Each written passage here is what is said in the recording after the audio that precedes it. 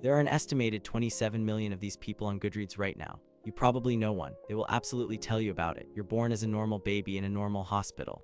The first thing you see is the alphabet poster on the wall. You do not cry. You mentally rearrange the letters into a more thematic order. Your first word is premise, as in the premise shows promise but the execution falters. The nurse thinks you have a fever. Your mother looks proud. She does not understand. Your father tries to read you a bored book. You grab it, turn to the last page, and give it 2 stars out of 5. The journey has begun. Your childhood is defined by a quiet, smug superiority. Other kids watch cartoons. You watch film adaptations and take notes on narrative deviation. You are 6. In first grade, the teacher asks the class to draw their favorite animal. You draw a book cover for Charlotte's Web. You write a 3-sentence review on the back. It reads, "While the anthropomorphism is charming, the packing in the third act drags. The spider's death felt unearned. 2 stars. The teacher calls your parents. They are concerned. You are not. You have found your voice. By 4th grade, you have a system. You bring a small notebook to the school library. You check out the Boxcar Children. You read the first chapter and the last chapter. You write a review based entirely on the blurb and your feelings about the cover art. You give it 1 star for unrealistic portrayal of child independence. The librarian, a 72-year-old woman named Maureen, asks if you enjoyed the book. You explain that enjoyment is a pedestrian metric for evaluating literary merit. Maureen blinks slowly. She recommends Goosebumps. You scoff. The vibe is crystallizing. You discover the Scholastic book fair. Other kids buy Captain Underpants. You use your allowance to purchase the collected poems of Emily Dickinson. You are 9. You read 3 poems. You do not understand them. This does not stop you. You write a review. You call her work inconsistent in its exploration of mortality. You post it on a GeoCities page you made called Tim's Takes. Your dad asks what you're doing on the computer. You say literary criticism. He nods and goes back to watching golf. The seed is planted. Water it with pretension. And just like that, you reach the most insufferable period of being a Goodreads reviewer. You're a teenage Goodreads reviewer. Your peers are discovering hormones in Linkin Park. You are discovering the classic shelf and a burning need to correct everyone. You read The Catcher in the Rye in 1 weekend. Your review is 1,800 words. You call Holden Caulfield a whiny archetype of privileged male angst and deduct a star for overuse of the word phony. You post it. You get 3 likes. All from your own alt accounts. You feel seen. You join your first online forum. It's for fans of a young adult fantasy series. Someone posts, "I just love the world building." You spend 45 minutes crafting a reply. You cite Joseph Campbell's monomyth. You point out 7 plot holes. You suggest the author relied too heavily on Tolkien derivative tropes. You hit submit. The original poster replies with a single word, "K, you are incensed." You write a private message elaborating on your points. They block you. You screenshot the exchange and save it to a folder labeled Philistines. Tag someone in the comments who has done this. They need this. High school English is your personal gladiator arena. The teacher assigns To Kill a Mockingbird. You read it. You also read 7 critical analyses, 2 author biographies, and a JSTOR article about Southern Gothic tropes. Your essay is 47 pages. It includes a section on the problematic white savior narrative. You get a B+. You email the teacher a 3,000-word rebuttal, citing Goodreads reviews that agree with you. The teacher forwards it to the principal and marks your final grade as an A out of sheer exhaustion. You consider this a victory. You have learned nothing.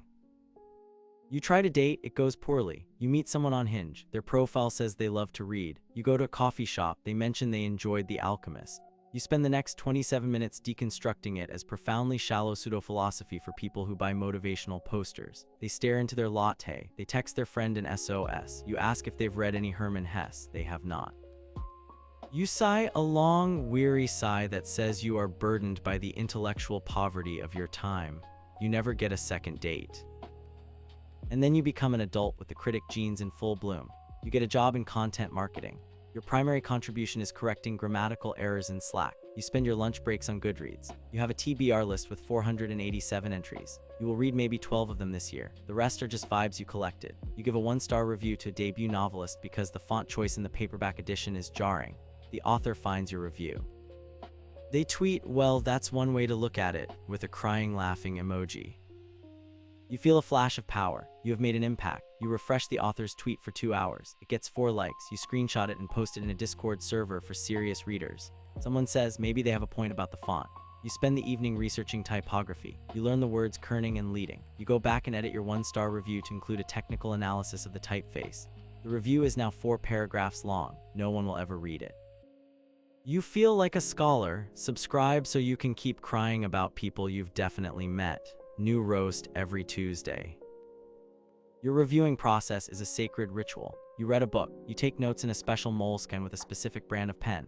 You write the review in a single draft. You agonize over the star rating for 3 days. Is it a 3 or a 4? The 3 means liked it. The 4 means really liked it. The difference is metaphysical. You finally post it. You immediately refresh the page 17 times to see if anyone has liked it. No one has. You go to the author's page. You see they have liked 3 other reviews. None of them are yours. This ruins your week. You discover review bombing. A popular author says something mildly controversial on Twitter. You have never read their books. You go to their Goodreads page. You give their entire bibliography 1-star ratings. Your review for their fantasy epic reads: did not read, author is problematic. You feel a sense of civic duty. You have contributed to the discourse. Another user replies to your review, maybe read the book first. You block them. You report them for harassment. The system works. You join a book club. It is a mistake. The club chooses a monthly read. You read it in 2 days. You spend the next 28 days formulating your critique. At the meeting held in someone's apartment, the discussion opens. Someone says they loved the character development. You clear your throat. You present a 15-minute monologue on the misuse of the third-person limited perspective. You cite 3 academic papers. There is silence. Then someone asks if anyone wants more wine. The conversation moves to someone's new puppy. You sit in seething righteous silence. You leave the meeting early. You go home. You leave a 1-star review for the book club experience on your personal blog. You also leave a 2-star review for the book itself, noting that the group's inability to engage with the text's deeper themes significantly hampered my enjoyment. You are not invited to the next meeting. You find this a relief. You have more time for solitary, superior contemplation. You decide to write your own novel. It is a deconstruction of the modern romance genre. You work on it for 6 years. You finish the first draft. It is 800 pages. You send it to one literary agent. They reject it with a form letter. You post a 1-star review of the literary agency on Google Review. You cite a lack of vision for transformative fiction. The agent does not see it. Nobody sees it. Your novel sits in a folder on your desktop. You change your Goodreads bio to author. You have not published anything. This is technically true. You become known in certain niche circles. You have 72 followers. One of them is your mother. The others are other Goodreads reviewers you have mutually followed in a fragile ecosystem of reciprocal likes. You get into a comment war with a user named BookDragon42 over the symbolism of a teapot in a contemporary fiction novel. The thread reaches 47 comments. It ends when you accuse BookDragon42 of reading comprehension deficits. They block you. You screenshot the exchange and post it on Tumblr with the caption, "The State of Literary Criticism." It gets 4 notes. You print the screenshot and pin it to a corkboard above your desk. You consider it a trophy. Your friends from college stop inviting you to things. They have a group chat called Book Club that is actually just for planning trips to Costco. You are not in it. You don't mind. You have your kingdom of one. Comment cope below if you've ever felt personally victimized by a book rating.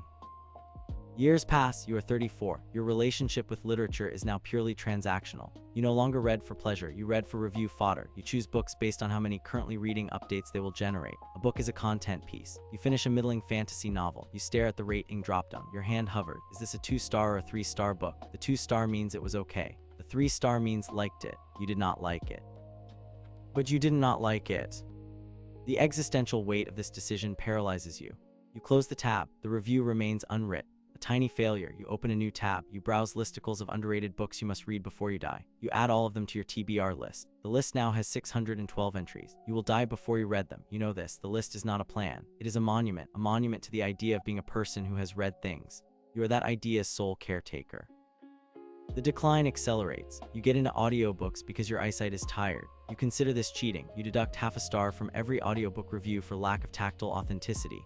You write a think piece on Medium about the death of the physical codex. It gets clapped by 11 people. 7 of them are bots. Your own Goodreads activity becomes a ghost town. Your last review was 8 months ago for a cookbook. You gave it 1 star for inadequate indexing. You have never cooked from it. You have never cooked anything. The legacy is a trail of tiny, precise judgments floating in the digital ether. You die at 87. Your grandchild goes through your computer. They find the folder with your unpublished novel. They find the corkboard with the printed Tumblr post. They find your Goodreads profile. Your average rating is 2.4 stars. Your most liked review has 42 likes. It is for a book about fonts. Your grandchild closes the laptop.